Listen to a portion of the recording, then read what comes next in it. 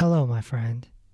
Before we start this amazing episode, I want to invite you to the personal Patreon page of this podcast. If you love what's being done here and want to keep the podcast and the meditations free to the public, then you can come on over to our brand new community on Patreon and donate $11.11 a month, and all proceeds will go towards keeping this free, keeping this going. Plus, we'll be building a community together, and I'll give you bonus material. You can explore this option in the description of this podcast, or just go to patreon.com/Dr. Reese. Let's begin.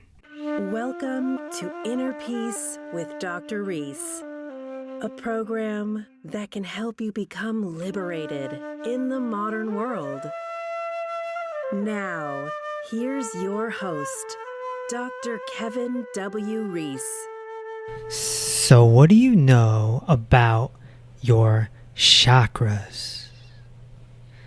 Welcome to episode number 118. Today, I have the pleasure of sitting down with Lydia McClain. She's a trauma and chakra healing guide and a breathwork instructor, all with the focus on liberating your body. So sit down and relax and take in this beautiful and valuable recording. Let's begin. Lydia, welcome to the podcast. Thank you so much for having me. I'm so happy to be here. How can someone have good chakra health? How can someone have good chakra health? Well, the chakras are all about balancing your energy, not only physically, emotionally, spiritually. I believe that we're all born with good chakra health, right? It's nothing that we're here to learn. It's something that we're here to remember, that we're here to decondition ourselves and really unlearn what we already know. Man, it must get so messed up in high school. Yeah. Childhood, high school, our 20s. Yeah. All the things. Yeah. What about the root chakra? The root chakra in the private area, of course, goes down to the legs. Isn't that where fear can be held? Absolutely. Yeah. The root chakra is really about survival and safety, and where we can go into survival mode, right? That fight, flight, or freeze. And, so much of our existence and chakra health really comes down to the foundation. If we are in fight and flight mode, we're not really in a thriving mindset, right? We're not really in that place where all the other chakras are going to be in alignment. We're going to feel and flow. That survival instinct kicks on and is really a reminder of, our primal instincts, that we are, I like to say we're both animal and angel, right? That we have that part of us that has that instinct. So yeah, root chakra for sure. When something gets stored in there, it can manifest physically too, right? Like for a guy, it could be prostate health. Maybe for a woman, it could be, having trouble getting pregnant or something like that. Sure, absolutely. I'd say root chakra and sacral chakra. Think about if our body's in survival mode, creating new life, whether that's in the form of a child or creating, creative project, it's going to be challenging for us if all of our body's just trying to get through the day, right? Yeah. Okay. So what's the next one going up? So we have the sacral chakra, which we just briefly mentioned, which is, I genuinely think that is the area more of our reproductive organs, where we have that life force energy, right? And life force energy, again, doesn't have to necessarily be in the physical manifestation of a new life, like a child. It can be a creative project, something that you are, if you're an artist, something that you're creating, or music, right? So we go up, and that's That's our sacral chakra. And then moving up to our solar plexus.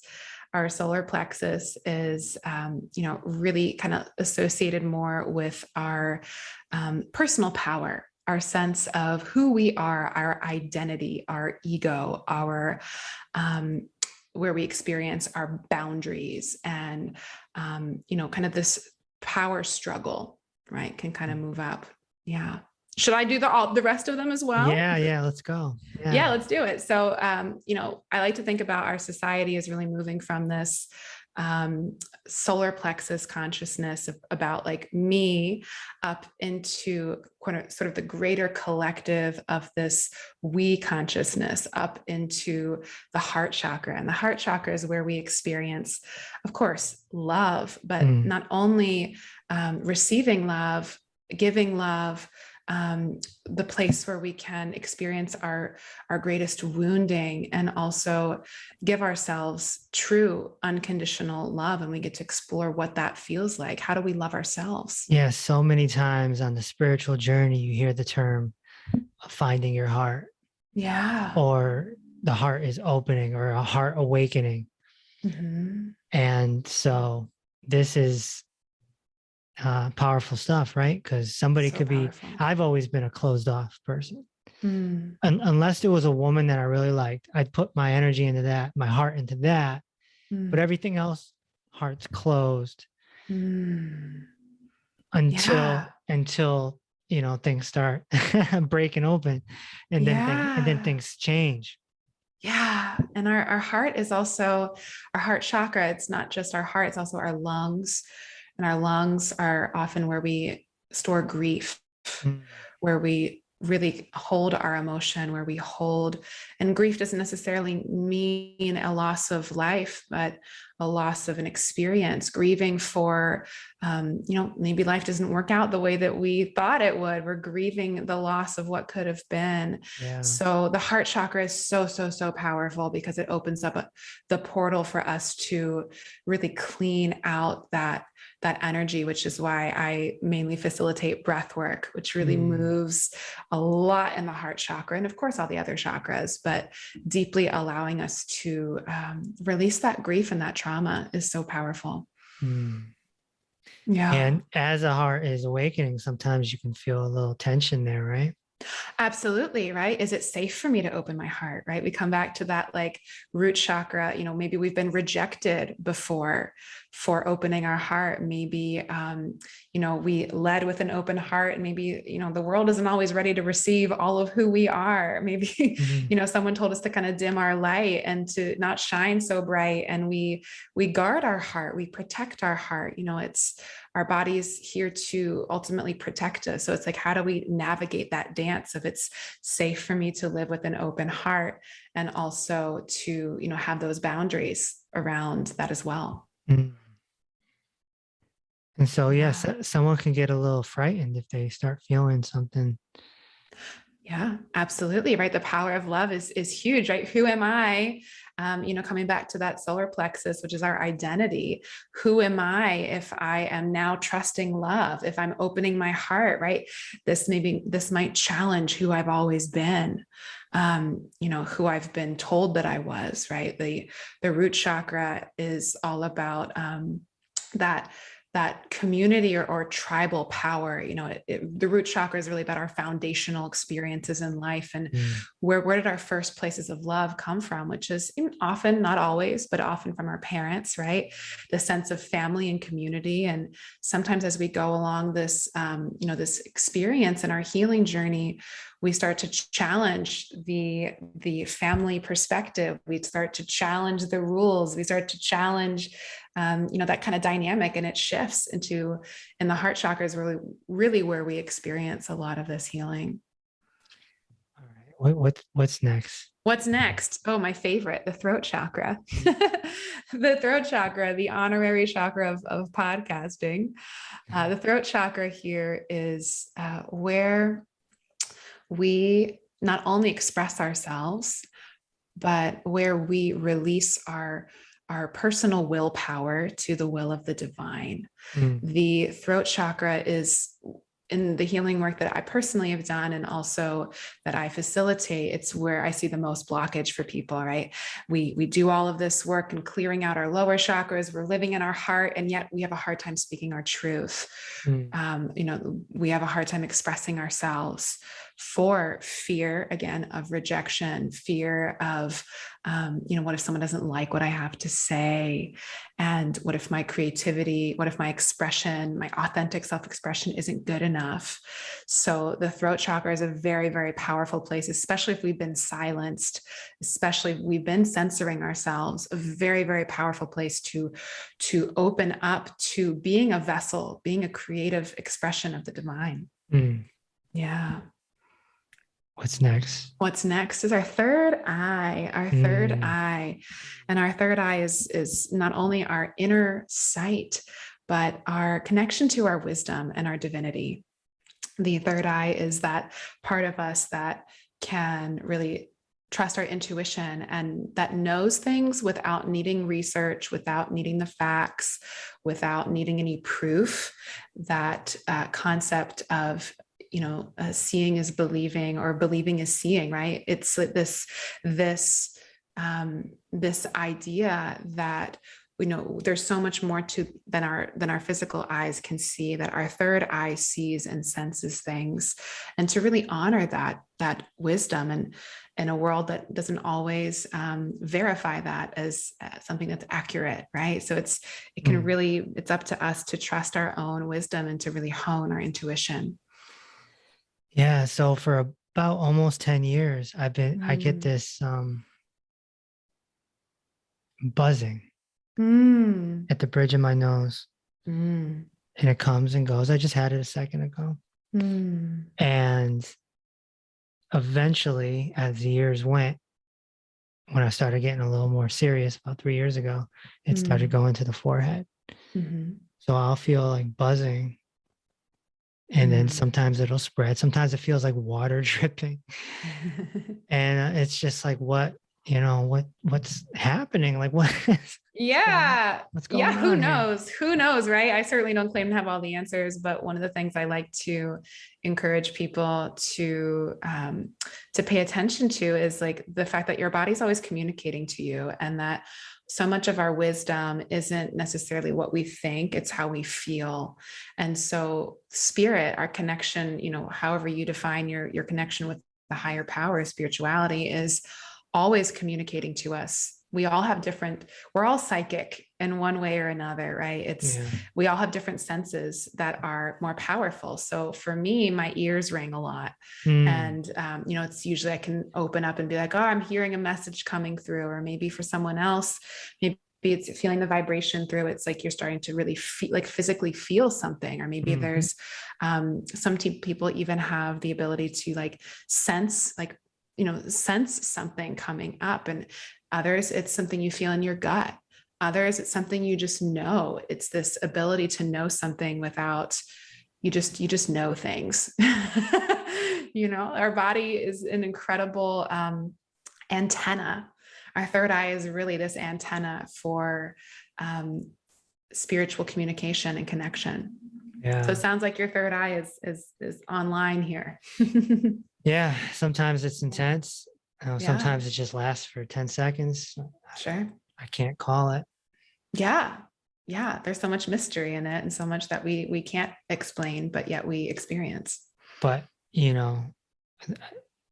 following this path, at least I knew something was going on. I didn't run to the doctor or anything like that, Yeah. They'd run me through a bunch of tests. And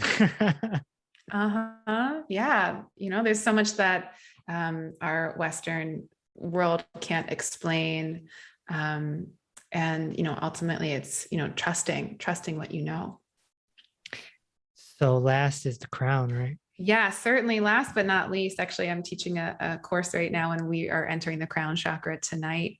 And the Crown Chakra is really our connection to oneness, our connection to universal consciousness, our connection to what's beyond this experience that we can see. It is our reminder that we are spiritual beings, and yet we live in a body, right? That we are these eternal souls that have chosen, at least in the way I see it, to have a temporary human experience.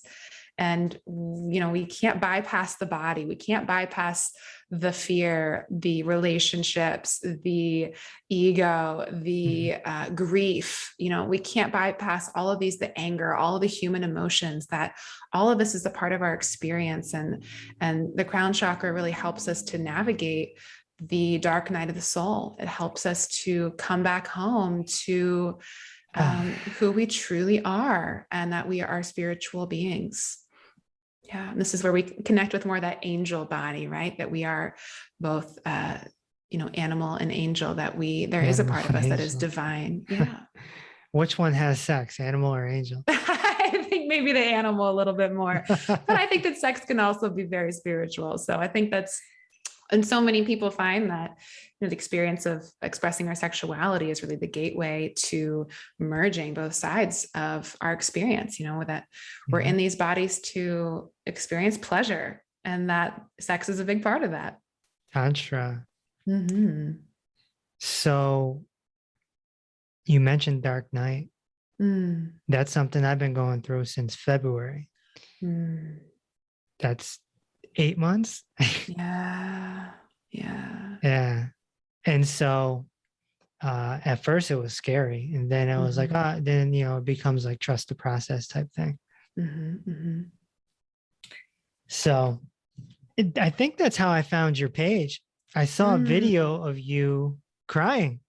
Yeah. I saw a video of you crying. I got a lot of views. Yeah. I'm like, oh yeah, this is cool, because I do a lot of crying these days. So I was just crying like an hour ago. I've been crying all day. Yeah, so good, so natural. Thank you for normalizing it. Oh my gosh, it really is. And people have a tendency to say, oh, don't cry, don't do that, because it makes them uncomfortable, right? Right. But if you don't, then you repress it. Exactly. And that was the problem in the first place. Yeah. What we resist persists. And the crown chakra reminds us that we are multidimensional beings capable of holding multiple emotions, that you can be crying one moment and laugh the next moment. And there's no bypassing one, right? We're here to experience the whole like Crayola box of colors of the human experience. And it's like, if we numb ourselves to our pain, which was so much of my journey for so long, was numbing myself to pain, I also numbed myself to joy. And so like life isn't always rainbows and sunshine, right? Like stuff happens. And so we're gonna cry. Your Instagram is so fun. I mean, you're dancing, you're singing, you're I'm all over the place, doing the effects so that you're glittery and all that. Oh, you're kind. I like to express, I like to not censor myself, and to show that we can, that leadership can be something that we can do with vulnerability. And that I think ultimately the reason we're all on social media is maybe we don't know it, but we're there to we just want to connect. Kelvin, a mutual, colleague and friend of ours, says all the time, Kelvin Young, connection is the cure. Yeah. Like we are looking to be like, oh my gosh, someone else out there is crying today too. Glad I'm not the only one. Yeah. It's a big deal. Yeah. I mean, I've put out posts with like my shirt off, and there's no way I would have done that a year ago. No way. Huge. No way. It's just these small little things that just it's liberating to open up and just not really care.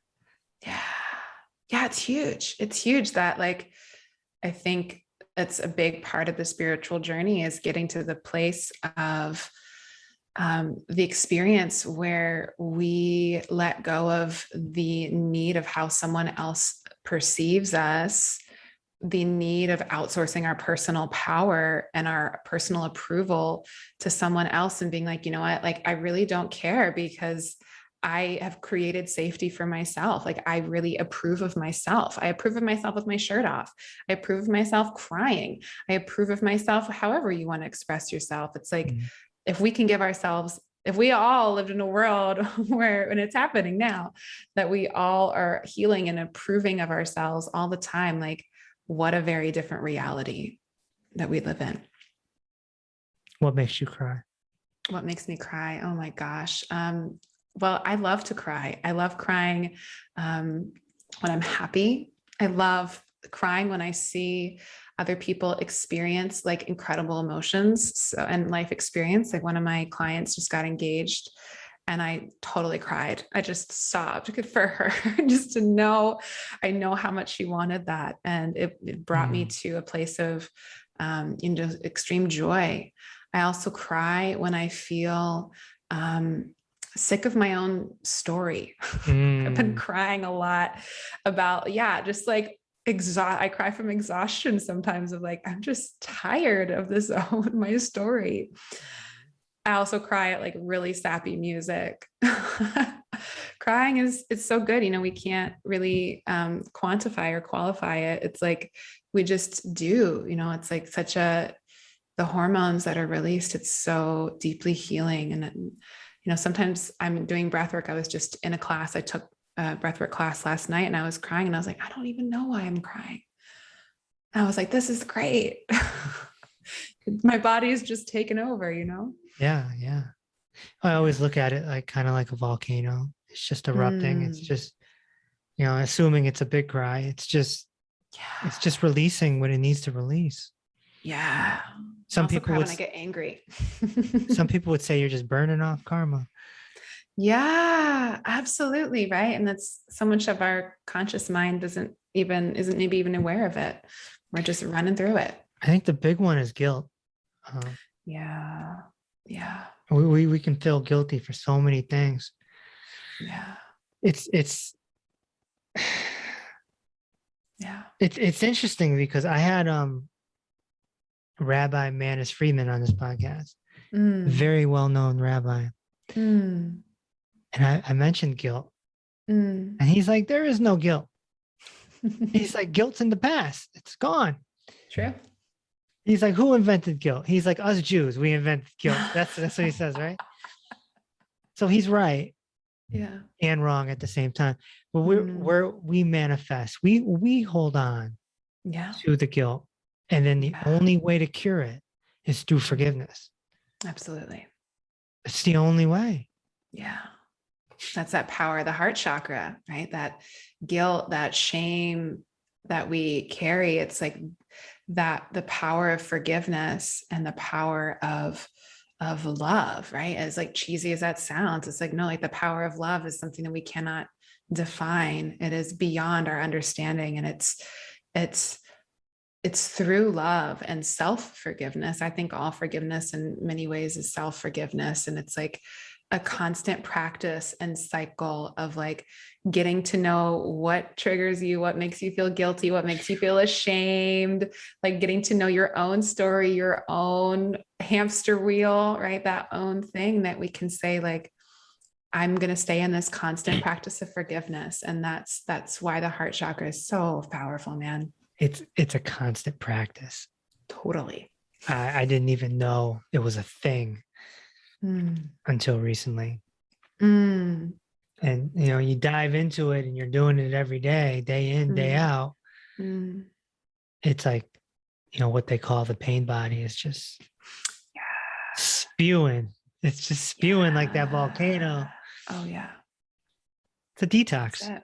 It is a detox. That's why I facilitate breath work and I practice breath work it's because it's directly addressing your pain body. It's like giving your pain body an opportunity to emotionally cleanse. And, you asked at the very beginning, like, how do we balance our chakras or how do we clear our chakras or whatever? And for me, there's so many different practices. One isn't better than another. I personally find the most satisfaction and like time efficiency with breath work because it is quick and dirty and it just gets in there and it allows your pain body to release on such a deep level that is in the subconscious that allows you to really refresh and to like you said, to be in that practice of like clearing. And how amazing is it that our breath it's free, right? We all have it, right? We all have this tool. It's the first thing we do in this life, and it's the last thing we do. And what a gift that we can clear and release this pain body with our breath. Also sometimes called the inner child. Yeah, absolutely. So this is powerful. I'm not up on my breathwork game that much. Sometimes I do the Dr. Weil one, which is familiar. I think it's 4-8-7. Oh yeah. Inhale for 4, hold for 8, release for 7. Yeah. And you can do it while you're walking too, which is cool. Well, what's your favorite method for cleansing out? So I facilitate a 2-part breath. It's something I stumbled to by accident on my healing journey, and it's just rocked my boat ever since. It's been about 4 years. Actually, it's like exactly 4 years ago, almost to the day that I first experienced breath work. And it's a 2-part breath. It's done lying down with a facilitator typically, and you're breathing into your lower chakras. You first breathe into your abdomen, you're breathing into your root, you're breathing into your sacral, you're breathing into your solar plexus. The second breath goes up into your heart chakra, opening up your higher consciousness state, and then you exhale. So it looks a little bit like this. You're going to inhale in the low belly and the chest and out.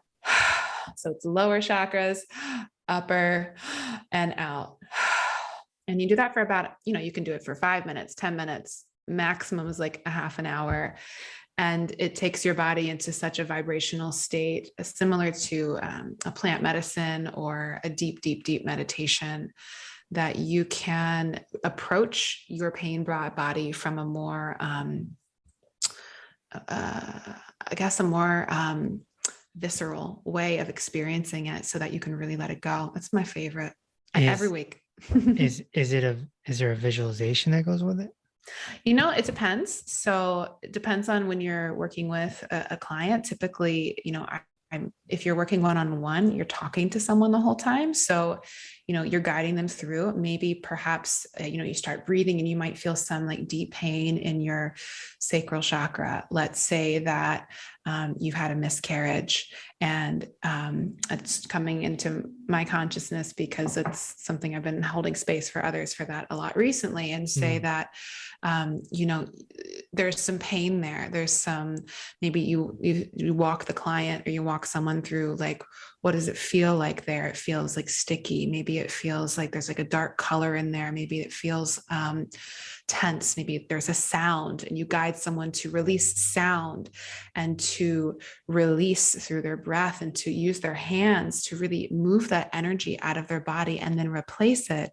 Let's say if it was the sacral, I would say, let's replace it with a clear, orange, bright, vibrant light to really get that chakra spinning and clearing again for them. And you guide them through the whole thing, right? You can do this with yourself. Of course, having someone holding space is a little bit, more powerful to have that witness, but it's not only is it visualization, but it's like deeply feeling yourself. It's giving yourself, I like to say it's like an adult temper tantrum, right? Giving yourself permission to be like, I'm just going to let myself release in this like cathartic moment without any judgment of myself.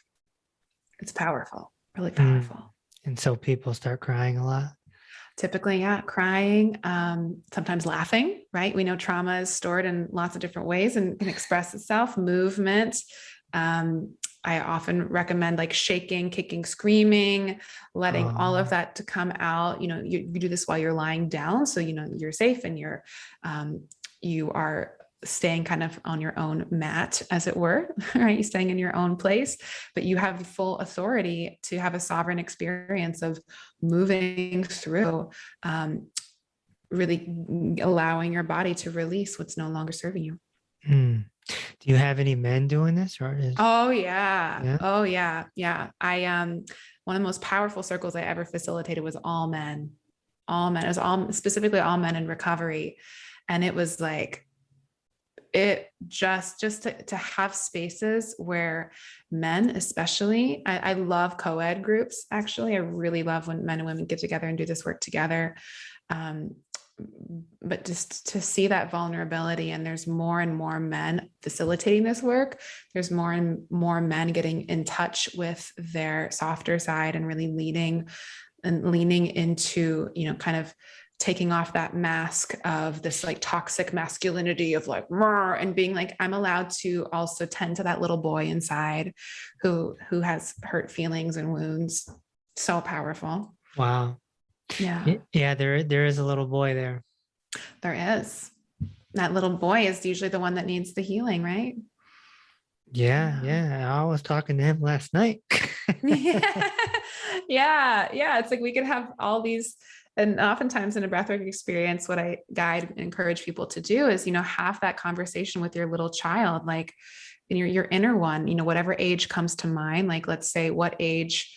I work with a lot of souls who've been through sexual abuse. So let's say that, whatever age is coming up for you, maybe it's 5, maybe it's 7, maybe it's 16, and doing some releasing work with them, allowing their consciousness to come in. And, our body, as keeps a score. Our body remembers, our body knows, our body's intelligent, our body will hold on to something, and trauma is stored. Our issues are in our tissues. Our trauma is stored in the body. And so that little one within needs to release that, in a way that is safe and a way that feels, most in alignment. And I think that's the most powerful thing about this work is like, you're the one in charge. You only have to go as far as you feel safe to go. So empowering. Yeah. And they get stored in the subconscious too. And for sure. Memories can pop up. Yeah. That's where PTSD absolutely comes from, right?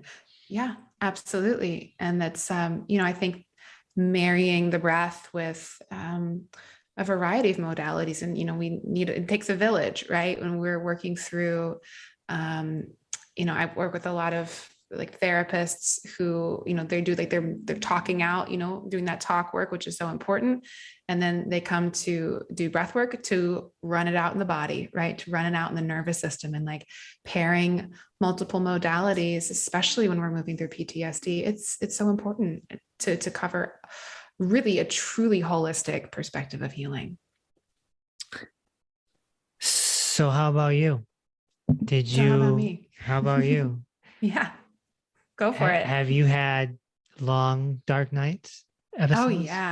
Oh yeah. My, I've definitely been, we've all, without going too much into it, we've all been in this collective dark night of 2020, 2021, in one way, shape, or form. But I think my personal darkest night was in my early 20s. For most of my childhood, and, sexually abused when I was younger. And most of my childhood, I managed all of my anxiety, growing up in a family of addiction, growing up with a lot of dysfunction. I managed all of it through food. And I had a really, really aggressive eating disorder that was really gnarly up into my early 20s and almost claimed my life. And I remember, being so not only physically depleted, but emotionally depleted, hadn't slept for days, weeks, really. And having the moment of like, I'm ready to throw in the towel. This is it. I'm done. And even in those like darkest nights, there's like that flicker of hope and miracles in the light. There's always that light at the end of the tunnel, truly. And that's, it wasn't easy. It was a long, arduous process, but it led me on a path of seeking something beyond Western medication and beyond Western, traditional approaches, which are totally valid, and looking for something that was a little bit more holistic and, making peace with my body. That's why I'm so drawn to body work, is I hated my body. I hated myself, and I hated what had happened to my body.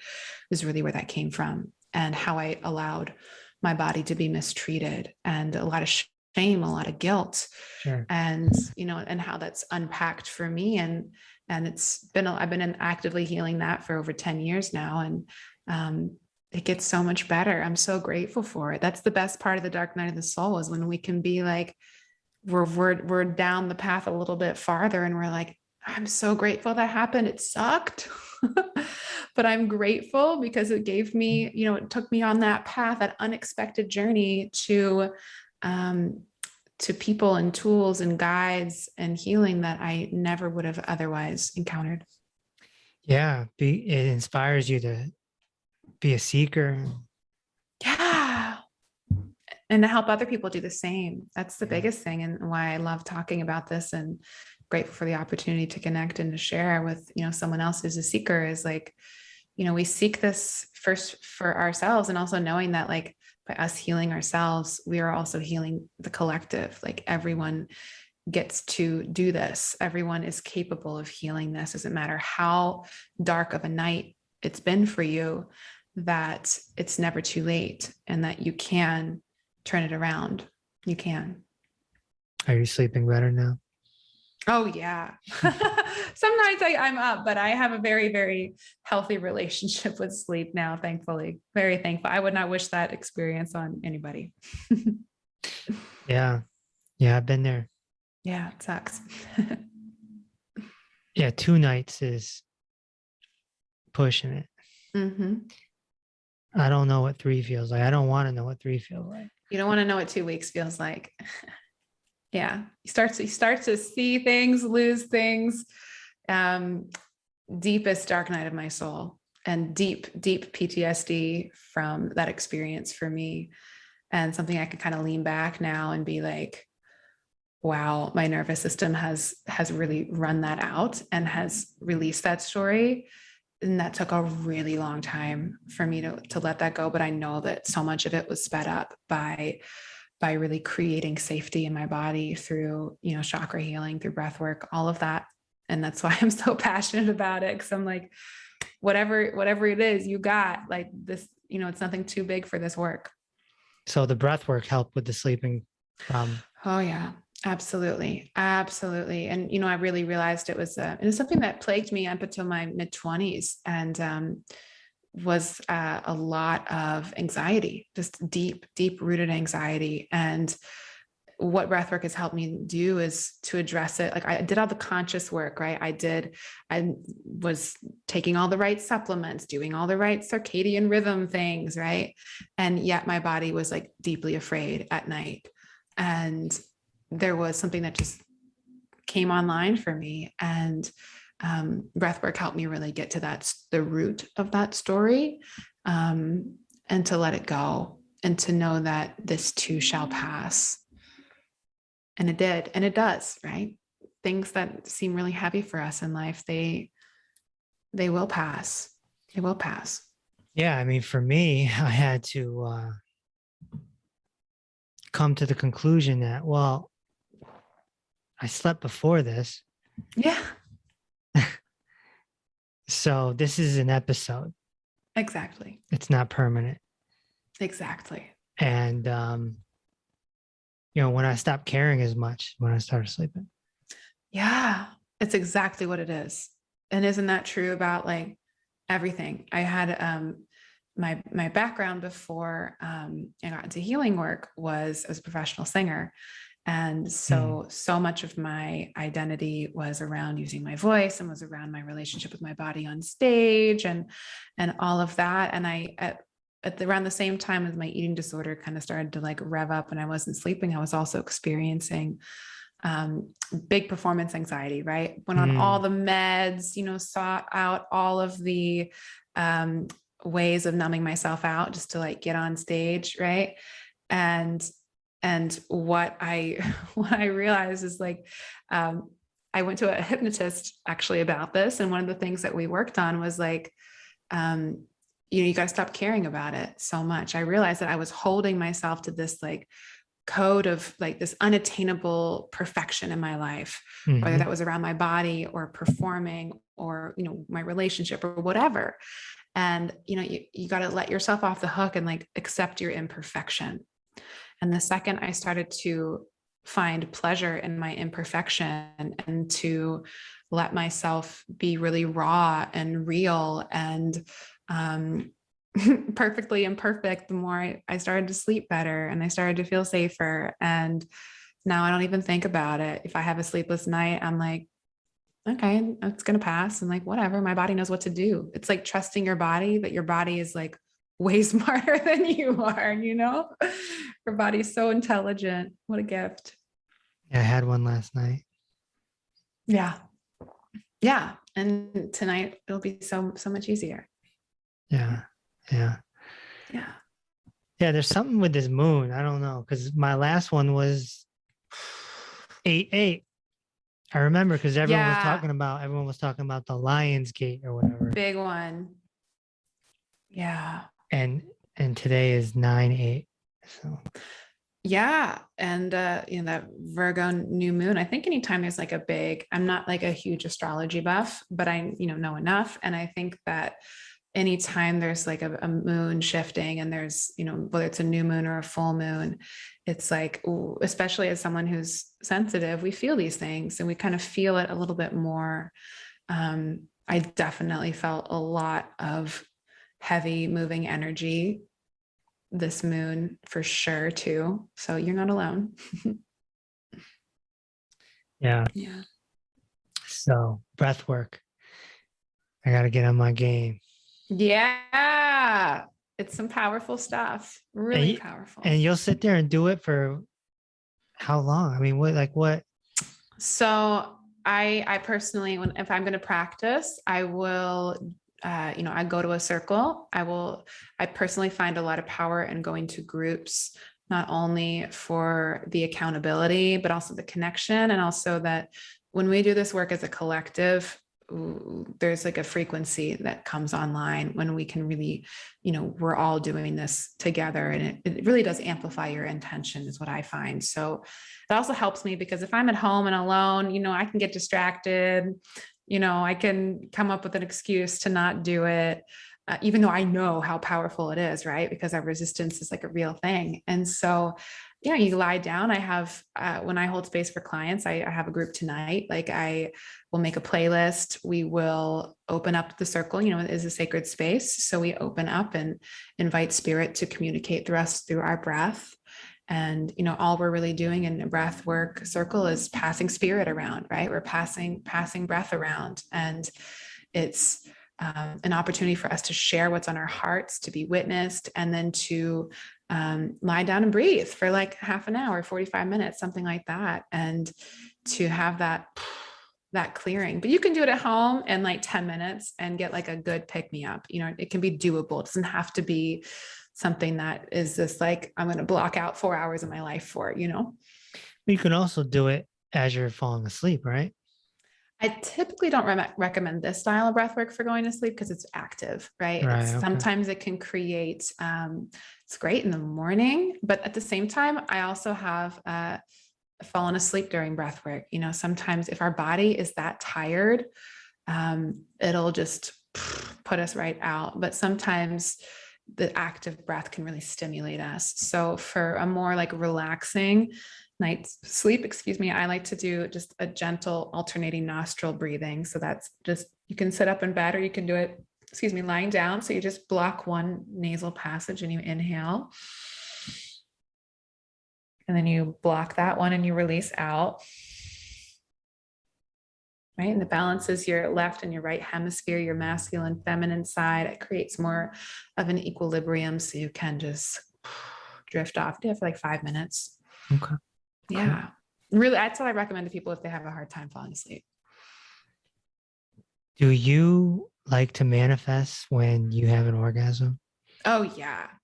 I was hoping we were going to talk about pleasure because I've been really into that lately. And that's a big part about breath work is, it opens up. When we talk about opening up our chakras, it's like, we talk about healing, we talk about all this heavy stuff. And like, there's a lot of pleasure that also gets to come online, right? I don't believe that we're in these bodies to experience like heavy density and pain all the time. I think we're here to experience the fullness of life. And part of being in a body is have the ability to have these amazing orgasms. And whenever your chakras are really open, especially your sacral chakra, if you've done some work clearing out any energy in there, any stagnancy, It's an ability to really, really experience immense pleasure. And for me, I find a big connection between what turns me on into what I'm manifesting in my life, right? I want to manifest things that give me joy, things that are exciting to me, things that are, that give me pleasure, right? So totally when I am, whether it's self-pleasure or, depends on the situation, but it's absolutely, it's like, yes, I am ready to receive this. And it's like an orgasmic meditation experience is an incredible, juicy, powerful manifestation tool. Right. Why wouldn't it be, right? Why wouldn't it be? Why wouldn't it be? And you're talking about guilt and shame a little bit earlier. It's like when I have that conversation with people, it's like we go one of two ways with it. We're like, yeah, I'm here for it. Or it's like, ooh, I don't know. You're right. And it's like, that's some really powerful healing work to do right there. It's like, it's good for me to feel good. Right. It's safe for me to feel good in my body. And I can also have what I desire. The fact that I desire something means that it's available for me, and it's just putting it out to the universe of like, whatever is meant for me for the highest and best good of all, let's bring it in. And like, why not amplify that with like a nice juicy orgasm or like 12, 12. Why not? 12. You better be by yourself for that one. Yeah, it was a long night. Otherwise, it's a different long night of the soul. It's fun. And I love talking about this stuff. It's good. Yeah. Well, people get scared with the whole sex thing, it's like anti-religious or what have you, but it's really divine. So divine. It's one of, if not the best feeling that a human being can have. Mm-hmm. Yeah. Feeling joy is up there as well, Mm-hmm. Yeah.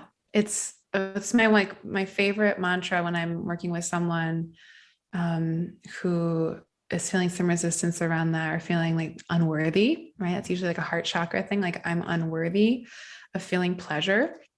It's usually not so much a sacral chakra block. It's like a heart chakra. I'm unworthy of this for whatever reason, because I feel guilty because of whatever reason. It's like, if you can tap on your worthiness and say like, it's good to feel good, right? That feeling good does not mean that someone else feels bad. That my feeling good, my shining my light, my having an amazing orgasm doesn't mean that you can't. It means that we all can, right? It's like a permission slip of like, yeah, I can do it. So can you. So can you. And like, let's all like, do it together. Like, let's shine the light and let's all do it. Right. That's what I'm here for. So good. Yeah. So where can people come find you? Yeah, where can they come find me? So the biggest place I hang work. out on social media, how you found me is on Instagram. So I'm at Lydia McClain, LYDIA.MCCLAIN. I'm on Instagram there. The best place to check out my work if you're intrigued at all, if you're like, this is curious, what is breath work? What's chakras? What are all these things? Is I have a free healing library on my website. Just go to lydiamcclain.com. Find the free healing library. It's completely yours. There's so many resources inside there. There's 2 active breathwork meditations. There's a whole bunch of different chakra healing resources, guided meditations. Gives you it's like a little mini Netflix for healing that I created for people so that no matter, whatever circumstance you're in, you have access to healing tools. And that's the best place. And of course I offer healing sessions, group healing, one-on-one healing, the works, all that good stuff. But that's the best place to start. Are you still singing? I do sing. I sing more for pleasure now, which is amazing because for so long I sang for other people. And now I, sing a lot of Disney for my inner child, which is good times. I sometimes sing and do breath work, but I like to sing sitcom openings. I love sitcom opening songs and jingles. What's your favorite? Oh man. I mean, I think it's gotta be Cheers. Okay. You have to give me a little refresher on how that one goes. I can't remember that one. You can do it off the podcast though. I won't put you on the spot. I'm trying to remember it in my memory right now. It's all right. But right now I'm doing King of Queens. Oh, So that's they're the so one. fun. Yeah, that's the one that's in my head. But I like sitcoms. So Yeah, it's good stuff.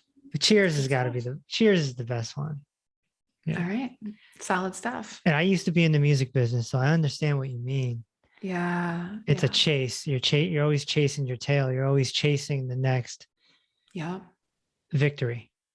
Yeah. And it's what it's taught me as I've gone from, using my voice in a very specific way for so long to releasing that professionally from a place of like deep peace of like, this is no longer serving me or anyone else.